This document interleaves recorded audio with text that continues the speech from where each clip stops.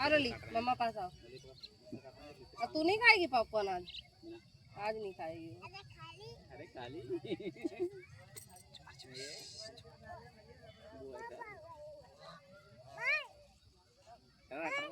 वो बता कहाँ गई?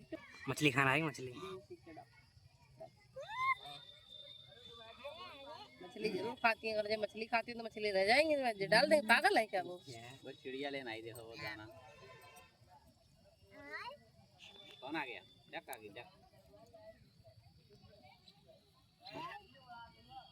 फिर सब चली जा रही नीचे हो गई है, फिर साइड हो गई। ये बहाने खा लो अभी तो ऊपर आ रहे यार। दौड़े थे ना। कीड़े खा लेती हैं। हां बावड़ा